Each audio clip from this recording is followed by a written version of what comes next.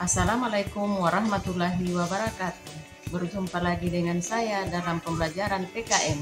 Nah, kali ini materi yang akan saya bahas adalah perumusan dan pengesahan Undang-Undang Dasar Negara Republik Indonesia tahun 1945. Nah, bagaimana Undang-Undang Dasar Negara Republik Indonesia tahun 1945 bisa ada? Untuk memahami hal tersebut, kita kenali terlebih dahulu tentang konstitusi. Apa itu konstitusi? Konstitusi adalah hukum dasar yang dijadikan pegangan dalam penyelenggaraan pemerintahan negara. Di Indonesia, konstitusi yang menjadi dasar hukum adalah Undang-Undang Dasar Negara Republik Indonesia tahun 1945. Konstitusi terbagi atas dua, yakni konstitusi tertulis dan konstitusi tidak tertulis.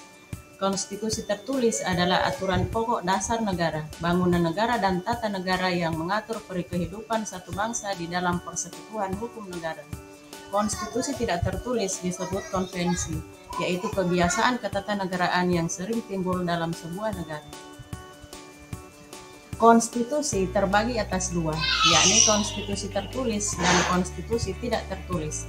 Konstitusi tertulis adalah aturan pokok dasar negara, bangunan negara dan tata negara yang mengatur kehidupan satu bangsa di dalam persekutuan hukum negara. Konstitusi tidak tertulis disebut konvensi, yaitu kebiasaan ketatanegaraan yang sering timbul dalam sebuah negara. Nah, sekarang siapa perancang Undang-Undang Dasar?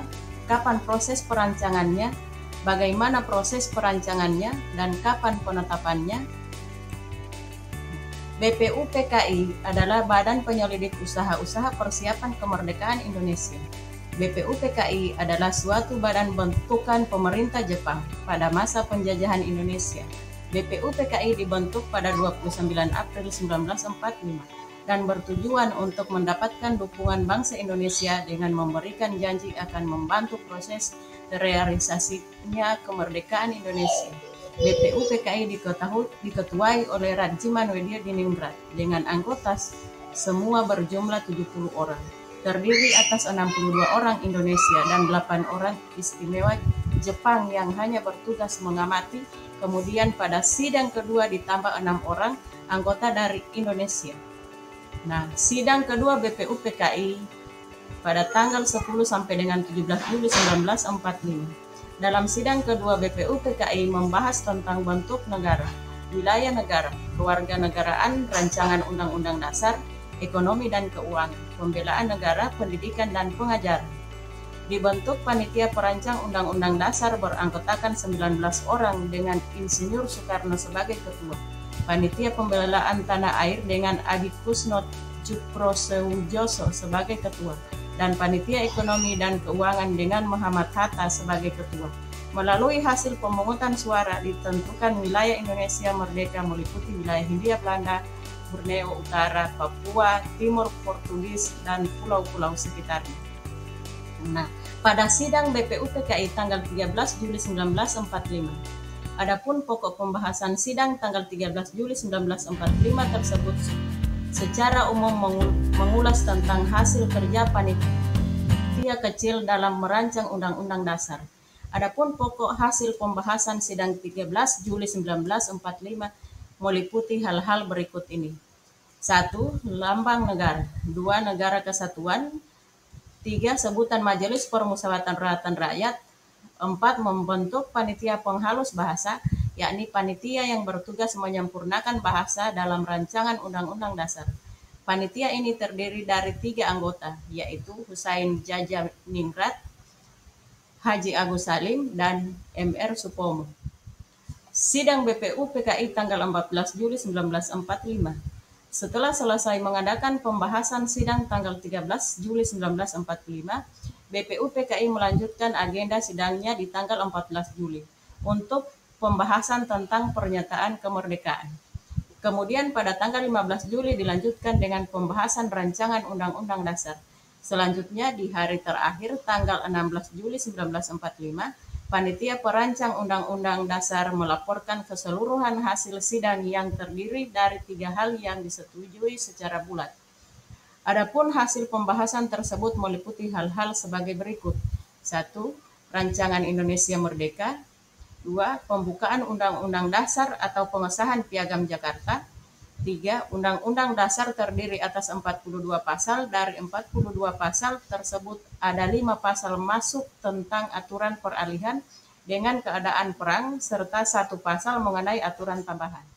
Nah, dalam sidang BPU PKI tanggal 15 Juli 1945, hasil sidang yang diteruskan pada tanggal 15 Juli 1945 merupakan agenda sidang besar yang dilakukan oleh BPU PKI.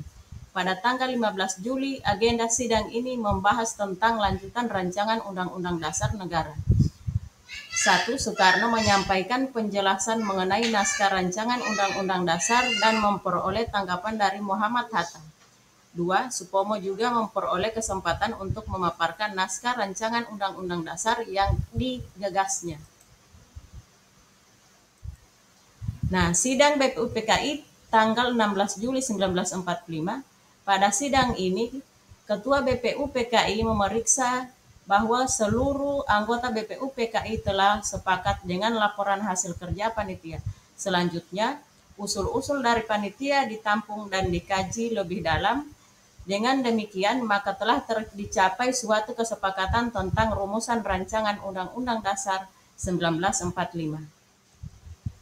Nah, sekarang kita masuk pada proses pengesahan. Pada proses pengesahan Undang-Undang Dasar Negara Republik Indonesia tahun 1945 dilakukan oleh Panitia Persiapan Kemerdekaan Indonesia atau disingkat dengan PPKI yang dibentuk oleh Jepang pada tanggal 7 Agustus 1945 sebagai pengganti BPU PKI. PPKI beranggotakan 21 orang yang dipimpin oleh Insinyur Soekarno sebagai ketua dan Detranus Muhammad Hatta sebagai wakil ketua. Dalam persidangan PPKI tanggal 18 Agustus tahun 1945 dihasilkan keputusan sebagai berikut. 1. Mengesahkan Undang-Undang Dasar 1945. 2. Menetapkan Insinyur Soekarno sebagai Presiden dan Detranus Muhammad Hatta sebagai Wakil Presiden Republik Indonesia. Dan yang ketiga, membentuk Komite Nasional Indonesia Pusat. Pada sidang PPKI telah melakukan beberapa perubahan, rumusan pembukaan Undang-Undang Naskah Piagam Jakarta, dan rancangan batang tubuh Undang-Undang Dasar hasil sidang kedua BPU PKI. 4 perubahan tersebut sebagai berikut. 1. Kata mukadimah diganti dengan kata pembukaan. 2. Sila pertama yaitu ketuhanan dengan berkewajiban menjalankan syariat Islam bagi pemeluk-pemeluknya diganti dengan rumusan ketuhanan yang Maha Esa. 3. Perubahan pasal 6 Undang-Undang Dasar yang berbunyi Presiden ialah orang Indonesia asli yang beragama Islam menjadi Presiden ialah orang Indonesia asli. Dan yang terakhir pasal 28 Undang-Undang Dasar 1945 yang berbunyi negara berdasarkan atas ketuhanan dengan berkewajiban menjalankan syariat Islam bagi pemeluk-pemeluknya diganti menjadi pasal 29 Undang-Undang Dasar 1945 yang berbunyi negara berdasarkan atas ketuhanan yang Maha Esa. Demikian pembahasan mengenai proses dan pengesahan Undang-Undang Dasar tahun 1945. Semoga apa yang telah dibahas pada video ini dapat bermanfaat untuk kalian. Terima kasih sudah menonton videonya. Assalamualaikum warahmatullahi wabarakatuh.